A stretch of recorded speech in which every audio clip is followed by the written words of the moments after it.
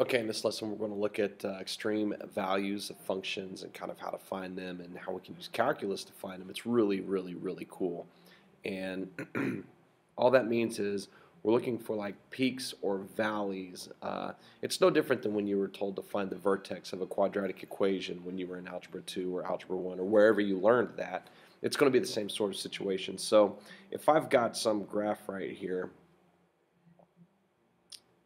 and this is just going to be real, this is I'm just totally making this up right now. So if I have some graph that looks like this, then what happens is I've got a couple of really interesting things that are going on. Number one, I've got an absolute max or absolute mins. That's what I'm looking for.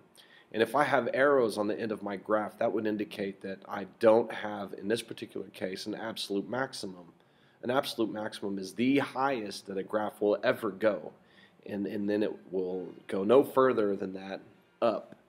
And so an absolute minimum is the same for that, except now it's no further. A graph goes as low as possible and then does not pass that point. So if we look at this particular example right here, if you'll notice, I have right here an absolute minimum because my y values don't go past that. Okay, I don't have an absolute maximum because my graph would continue up. Okay, so an absolute max is a value only where I reach a maximum height, a maximum height. Let's find one here. Let's try this out. What if we looked at,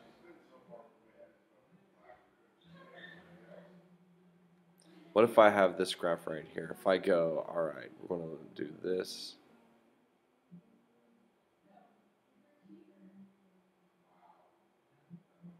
Okay, if you'll notice right here, I have an absolute max right there.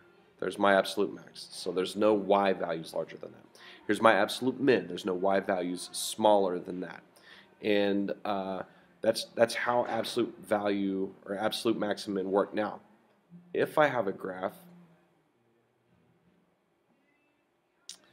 that is defined over a specific interval from here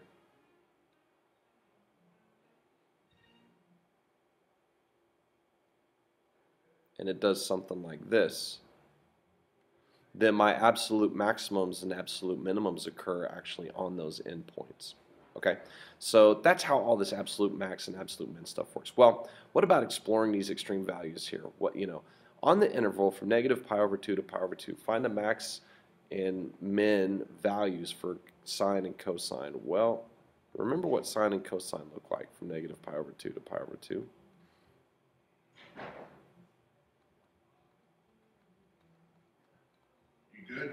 All right, so we're just going to graph real quick here what sine and cosine might look like from negative 2 pi to positive 2 pi. And cosine actually is going to go up to 1 and down to negative 1. Well, they both do. They both do. But this is right here. This would be a graph of the cosine. That's not the best sine curve I've ever drawn, but that's okay. And this guy right here, let's go with this guy. This would be a graph of the sine curve. So if we were to talk about that, that was also not good because he needed to stop at 1. All right, here we go. So here we have our stops and starts for this guy. And if we're looking for absolute maximum and minimum values, then if we're going to talk about cosine, and we'll leave him in orange, the cosine of theta, then you're going to have a max value of 1 when y is equal to, or a max value of, gosh dang it, too much coffee this morning. Okay, you're going to have a max value of 1, all right? So y equals 1, and that happens when x equals 0. So there's your max for the cosine. The minimum then occurs in 2 places because we're actually including these endpoints, pi over 2 and negative pi over 2.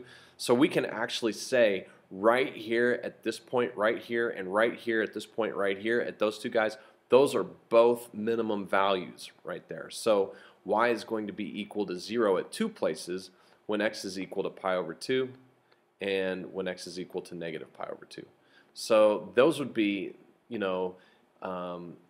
where our max and min values occur. So for the max, the actual point we're interested in is here. For the minimum, we're interested in negative pi over 2, 0, and positive pi over 2, 0. Now, the sine curve then is just a little bit different. So with the sine curve, we don't have quite as much going on. Okay, so if we look at the sine of theta then, and we just want the max of that, that's going to be at this point up on the top here, right here, at this point right there. So where does the maximum value occur? Well, it occurs when the y value is equal to 1 and the x value is equal to pi over 2. So what point is that going to be? It's going to be the point pi over 2, 1. And then where's our minimum going to be? Our minimum then is over here when the y value is negative 1, and that's where the x value is equal to negative pi over 2. And look, here it is right here. Here it is. See it? There it is right there. There it is, high minimum. And so what point does this occur at? This occurs at the point negative pi over 2, 1, negative 1. So there's your max and mins for sine and cosine, and it's going to work like this for every single function. And if it tells us to include those endpoints, then we have to check those endpoints. If it tells us those endpoints aren't included, then there's no way that they can be included. Okay? Okay, so let's talk about how we can use extreme values to find different things based on what we're told for intervals. Okay, so let's start with this first guy. So if we say, hey, we're going from negative infinity to positive infinity, so that's going to be this part right here. So we're going from negative infinity to positive infinity. That means that this graph is going up, up, up, up, up, up, up, up, up, up, up, up, up, up, up, and it never stops. So do we have an absolute maximum value? And the answer is no, because our y values continue to increase every single time we move further from the origin.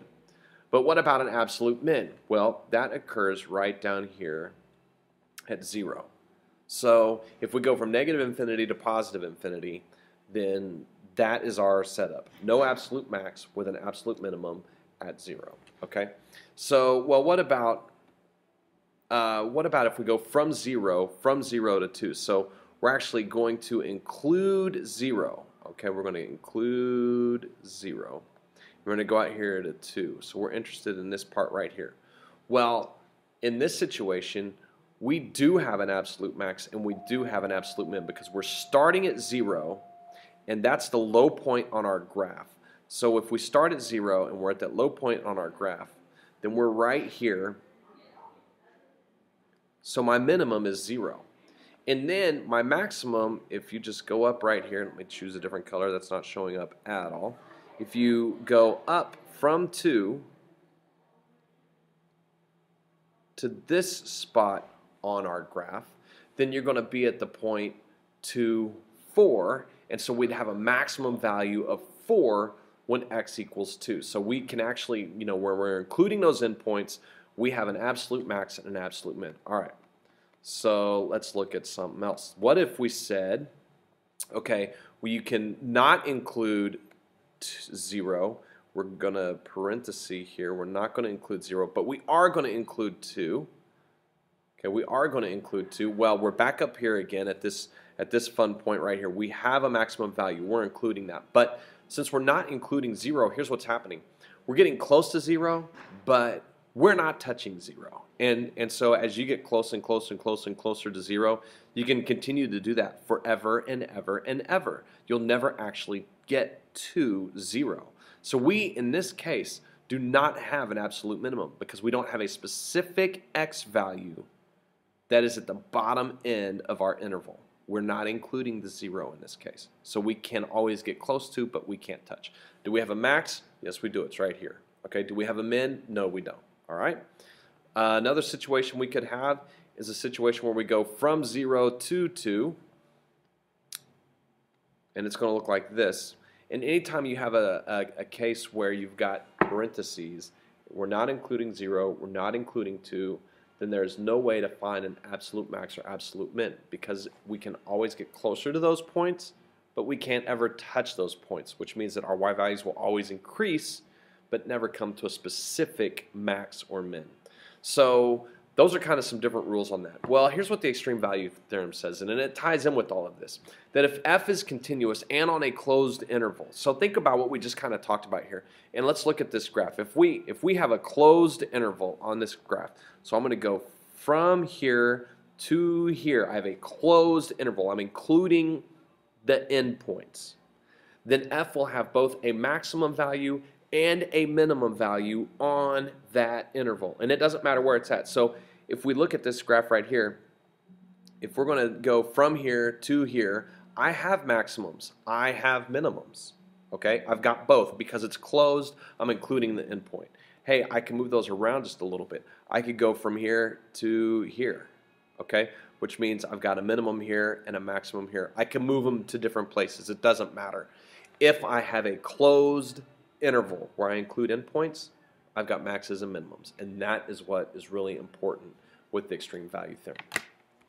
Okay, so let's kind of tie all this in together now, and we're going to talk about local extreme values. So that's basically what we've kind of been doing, although we haven't really given it a specific name yet. So what we're going to say is we're going to have some interior point. All right, so if we've got a graph, you know, some sort of graph situation where we've got some stuff going on, and it looks like that, then what we're talking about is if we're some interior point on the domain. In other words, we're somewhere in a domain from A to B.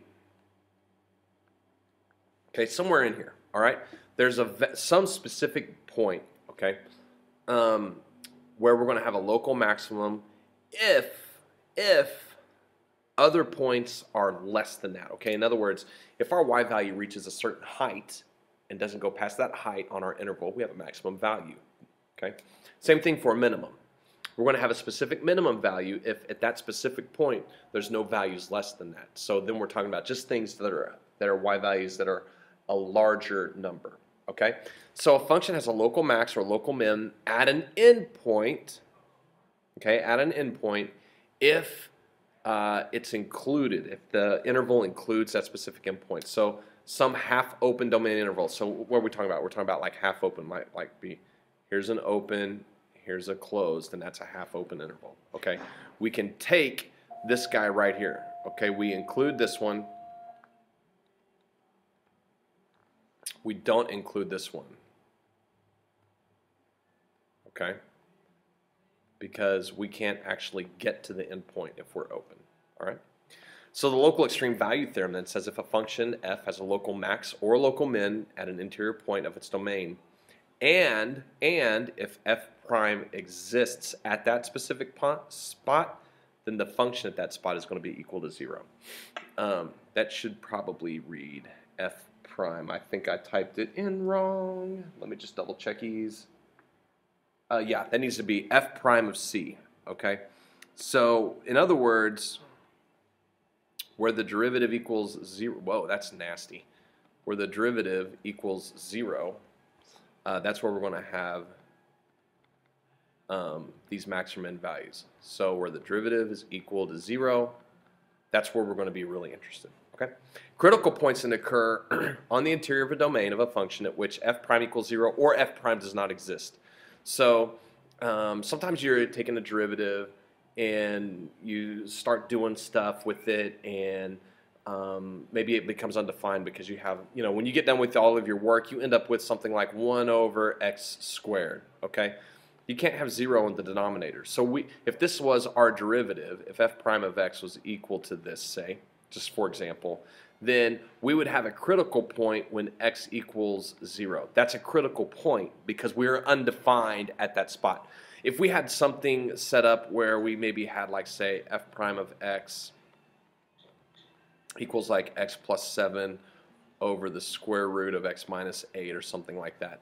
Well, we're undefined when x equals negative 8, so that's a critical point. And we're also undefined when x equals negative 7 because that is a 0.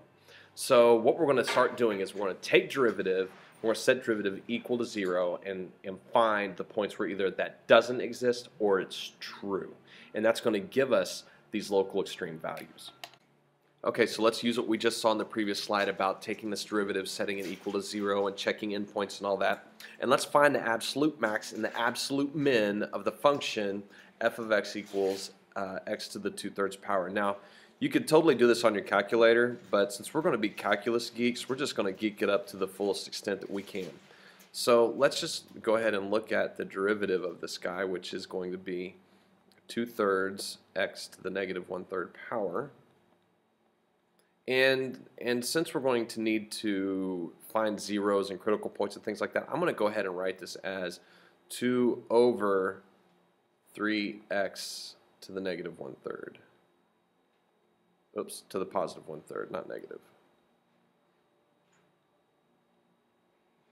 Alright, so we just need to figure out where this guy is undefined, equal to 0, and check endpoints. Okay?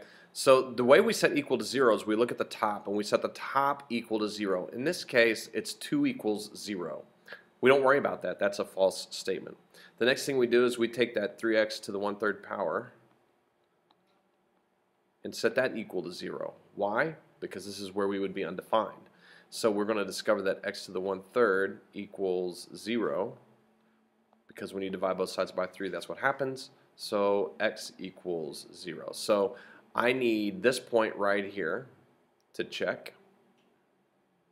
And I need to check also, if you'll notice, I have a closed interval here. So I need to also check x equals negative 2. And I need to check x equals 3. And what I'm going to do is I'm going to check all three of these values. And at one of these values, I'm going to get a maximum, an absolute maximum. And at one of these values, I'm going to get an absolute minimum. And when you check, we're going to actually check in the original function, because we want to know on our original function up here where the maximums and minimums occur. So if I've got x values for that, that's what I'm interested in. Okay? So here we go. We're going to look at f of 0. We're going to look at f of negative 2. And we're going to look at f of 3. And you may need your calculator handy, you may not. It just depends on how complicated the problem is. But on this first guy, we're looking at 0 to the 2/3 power, and that's 0. On the second guy, we're looking at negative 2 to the 2/3 power. So when you square that, you're looking at the cube root of negative 2 squared, negative 2, which is going to be the cube root of 4. Okay, so keep that in mind about where that is. I don't know. And then the last one is going to be 3 to the 2/3 power, which is going to be the cube root of 3 squared, which is the cube root of 9. So let's just think about this. I don't know exactly where the cube root of 4 is, but I do know that the cube root of 9 is bigger than the cube root of 4. So this is going to be my max value right here. It's also bigger than 0. Okay, so cube root of 9 bigger than 4, bigger than 0. So he's my max. And I know when I look at this that my minimum is going to be 0. Why? Because 0 is less than the cube root of 4 and less than the cube root of 9. So for this particular question, this would be my absolute min and my absolute max. Okay? And you can leave it as cube root of 9. You don't need to solve it out decimally or anything like that. It's totally fine how you've got it. Okay, so let's take the second example here. 1 over 4 minus x squared, the square root of that, and let's find some extreme values for that. So again, what we need to do is, and we're not given an interval on this, so what we're going to do is we're going to find the derivative of this guy. I'm just going to start real quick with a quick rewrite of what this problem looks like, because I don't want to take a derivative the way it's given to me. So I'm going to go ahead and say that this is 4 minus x squared to the negative 1/2. And so the derivative of that is going to be 4 minus x squared to the negative 3/2 times the derivative on the inside. So here's chain rule right here. So we have to multiply by that guy right there, and that's going to give us negative 2x.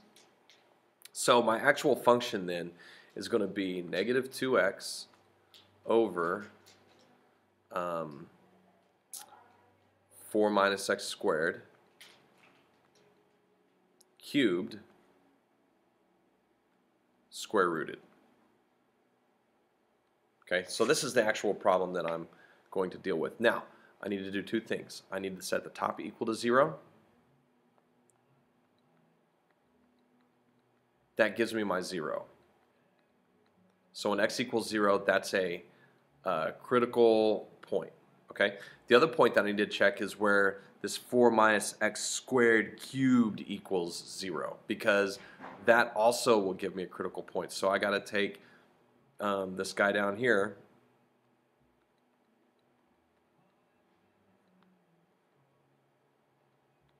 and I need to find where that is equal to 0, because that's going to give us undefined. So if you take the cube root of both sides, then you're going to have 4 minus x squared equals 0. So negative x squared equals negative 4. So x is going to be plus or minus 2. Okay, those give me zeros. All right. So now what do I do? Well, I take those values I just discovered, x equals 0 and x equals plus or minus 2, and I check these and look for max or min values. So I'm going to do f of 0, I'm going to do f of negative 2, and I'm going to do f of positive 2. Now here's the deal. If you're paying attention, we're actually not going to have to check negative 2 or positive 2, because I can't actually include them as endpoints in my original function. If you'll notice right here, if I do 4 minus 4, that's a 0. I'm undefined at that point, so I can't include that particular endpoint as a possible max or min, because this is only going to be on the open interval from negative 2 to 2. All right, we just discovered that. And since I can't have 0 in the denominator, then whatever I get for these guys is going to also be undefined. They're undefined. Okay, that means that all I need to do is check that top guy out. So wherever that top guy goes, that's what I want. And so I'm going to have 1 over the square root of 4 minus 0 squared. And that's going to give me 1 over 4, square root of 4, which is 1/2. So what is this going to be? This is actually going to be my minimum value. Okay, and that occurs when x equals 0. So this last example, it's a little tricky, but you know, all it is take derivative, set top equal to 0, set bottom equal to 0, and you're off and running. All right, what we're going to do with this lesson is we're going to look at this piecewise function right here, and we're going to find the extreme values of this piecewise function. So the first thing we need to do is just kind of get a graph of what this function looks like, and the way that we're going to do that is we're going to remember that if we're for x values up to and including 1, we're going to use 5 minus 2x squared, which is going to give us an upside down parabola. For values that are greater than 1, we're going to use the equation x plus 2. Okay, so the weird thing that's going to happen here is we need to know what's going on at 2. Is that point included? Does it exist? What's going on there? And so we're going to check it out. Okay, and here's what you're going to do. You're going to go ahead and graph in purple the 5 minus 2x squared. And so what I did was I picked 0 and 1 because I knew that those two x values are on my graph. And when I put 0 in, I got 5 for y, and when I put 0 in, I got 3 for y. Okay, so that's 2 of my points. And I did that in purple. In teal, then, I do the x plus 2 part. And I can go up to but not include 1. And since I can go up to but not include 1, I actually am going to solve that guy out at 1. And when I put 1 into x plus 2, I get 3. And then that's just going to be a line with slope of 1. Okay, so I get a graph that looks like this. Now, I am defined at 1. Okay, both of these graphs will meet at 1, okay? And that's a really critical piece of information. So now what we're going to do is we're going to go ahead and look at derivative of both sides. So we're going to look at derivative of purple, which is going to be 5 minus 2x squared, derivative of that guy, which is negative 4x. And when you're trying to find extremes, you're going to set it equal to 0. The derivative in the numerator and in the numerator and denominator, set them equal to 0. We want to know where the derivative either does not exist or is equal to 0. That's why we do that. And at those values, we're going to get our extreme numbers. Okay, so in this case, x is going to be 0. When I put 0 in, I get 5. And we knew that. Like, we had that written down already. Okay. Next up then is going to be the teal one, x plus 2. The derivative of that is just 1. That's all there is. It's just 1. There's no large rate of change there. So you can't really set that equal to 0 at all. But we do know that our function is defined at 1, and we know that both parts of that function meet at the x coordinate of 1. And so we notice that, okay, and we notice that it's going to be equal to 3. Now, remember, there's 4 places that you can't have a derivative, and so if we're looking at this piecewise function, the derivative technically doesn't exist at 1 because there's a corner point there, all right? But since it does not exist, that gives us the possibility that it could be a minimum or a maximum. Well, if you look at this graph, you can see that it's going to be a minimum, okay? And so what are the values that we're interested in here? Well, we're interested in the point 0. When x is 0, we get a max value of 5. And when the point is 1, we get a minimum value of 3. Those are the local extremes for this particular problem.